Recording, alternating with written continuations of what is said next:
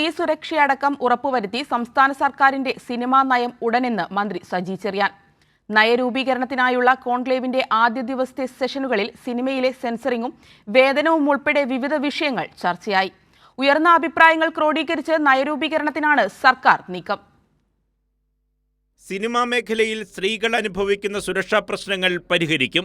സുരക്ഷിതമായ താമസം, ശുചിമുറി, പ്രസവാവധി, കുട്ടികൾക്കുള്ള നഴ്സറി തുടങ്ങിയവ വേണമെന്ന ആവശ്യം കോൺക്ലേവിൽ ഉയർന്നു. ആവശ്യങ്ങളോട് അനുകൂല സമീപനമാണ് സർക്കാരിനുള്ളതെന്ന് മന്ത്രി സജി ചെറിയാൻ വ്യക്തമാക്കി. ഏറ്റവും ഗൗരവമായി ചർച്ച ചെയ്യപ്പെട്ട പ്രശ്നം സ്ത്രീ സുരക്ഷയുമായി ബന്ധപ്പെട്ട പ്രശ്നങ്ങളാണ്. അതിന് ഇപ്പോൾ നമ്മൾ നിലവിൽ ഏർപ്പെടുത്തിയിട്ടുള്ള ആഭ്യന്തര പരാതി പരിഹാര സെല്ലുകൾ അത് കൂടുതൽ മെച്ചപ്പെടുത്തണം.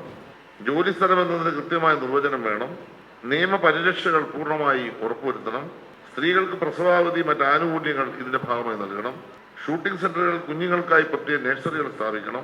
സിനിമയിലെ സെൻസറിംഗ് ഇടപെടൽ അടക്കമുള്ള പ്രശ്നങ്ങളും കോൺക്ലേവിൽ ചർച്ചയായി. സെൻസർ ബോർഡ് ഇപ്പോൾ എടുക്കുന്ന പല സമീപനങ്ങളും തിരുത്തണം എന്ന നിർദ്ദേശം വന്നിട്ടുണ്ട്. സെൻസർ ബോർഡിന്റെ പല സമീപനങ്ങളും മലയാള സിനിമയുടെ ഗുണപരമായ മുന്നേറ്റത്തിന് തടസ്സം വരുന്നു.